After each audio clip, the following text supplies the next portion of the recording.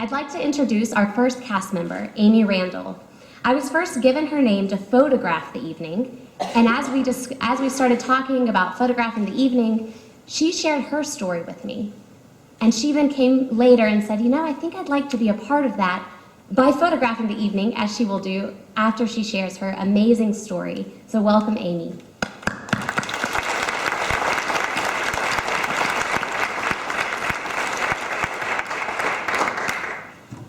Hi, I'm Amy.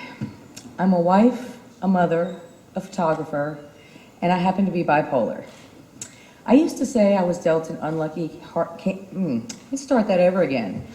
I used to say I was dealt an unlucky hand of cards in this life. My brain doesn't work quite like everyone else's. I've always felt things a little more acutely. I think it helped me become an artist. My parents have said I'm oversensitive, but there are so many times in life when I feel like people could use a little more sensitivity. I'm not in favor of uber PC sensitivity or asking you to stop making jokes about mental illness. God knows I have to laugh about it. My husband and I love the quote from Family Guy. We don't like the term mental illness. We prefer the term mentally hilarious. If it weren't for the laughter and love in my life, I wouldn't be standing before you today. I imagine that's true for a lot of people like me. When I was 16 years old, my family traveled to California for vacation. We hiked to the top of Half Dome in Yosemite National Park, the enormous sheer rock face I knew through Ansel Adams and his amazing black and white photographs. Standing on the top of the mountain, as I looked down, I wanted to jump. Not because I wanted to die, I wanted to fly. I've always had a crazy sense of adventure and have been drawn towards seeking the highs in life. But when you go after big highs, you often end up with big lows as well. I decided that day, on top of that mountain, if I ever decided to kill myself, I would do it by jumping off the top of Half Dome.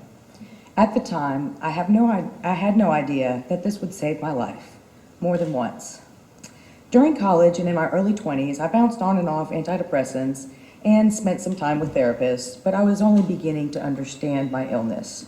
During some of the darkest moments in my life, I managed to keep living due to an inability to get to California to take that final flight. When I was 24, a good friend made an attempt on his life.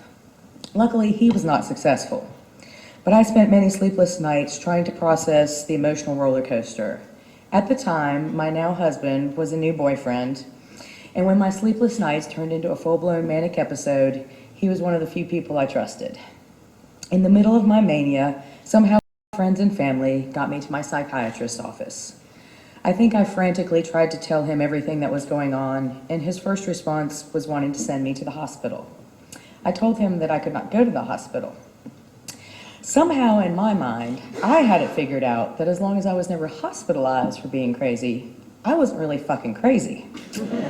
I told the doctor if they put me in a hospital with white walls that it would make me want to paint red everywhere.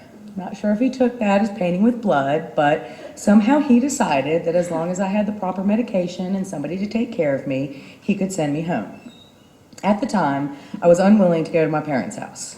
I went to go stay with my new boyfriend and his roommates, where the living room walls were painted sky blue with clouds on them. It was the closest thing to peace I could find. This was the beginning of a very difficult time in the relationship with my parents. Let's just say this experience didn't get my parents and my husband started off on the right foot. With my diagnosis of bipolar, looking back on some things in my life made more sense in hindsight. There were parties in college where I was 100% sober and had a wild time and just as much fun as all the drunk people. One day after a particularly raucous party, I had somebody say to me, "You were so messed up last night." But no, that was just me having a regular crazy brain good time. I've had my ups and downs in almost 18 years since my diagnosis of bipolar. It took years to find the right combination of medicine and for me to learn that I shouldn't stop taking it, which can be challenging when you are broke and don't have insurance. For me, medicine and talking are the best ways to deal with my insanity. I'm lucky to have been married for over 16 years, and my husband is very understanding and supportive. Since Chris has seen me at my absolute worst and didn't judge me, I feel safe with him and loved, even when I'm not at my best. Until my mid-30s, I swore I never wanted to have children, Part of it was completely selfish, but part of it was fear. One fear being I didn't want my child to end up inheriting my mental illness. Luckily, when my biological clock started screaming at me, I began to debate if I could get past my fears.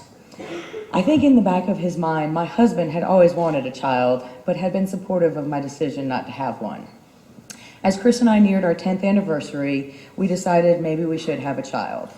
I talked to my doctor about my age, being in my mid-30s, and the medications I was on, anti-mania and antidepressant, and was reassured that my age was certainly not going to be a problem, and that there were no conclusive results to show that the medicines that I were taking would do harm to the baby. I stayed medicated and had a healthy pregnancy, and we have a beautiful, healthy 5-year-old little girl today. I've always wanted to make the world a better place, but now with her in it, it seems even more important. I hope that with love and support and understanding that my little girl won't have to face all the challenges that I have faced. I still have my ups and downs and cry easier than I would like, but my life is pretty awesome. I am in love with my husband, and I am my daughter's best friend. I am my own boss, making a living doing what I love. My relationship with my parents is the best it's been in my adult life. I believe things happen for a reason. I am one of the lucky ones. I can be an excellent poker player, even when dealt a shitty hand of cards.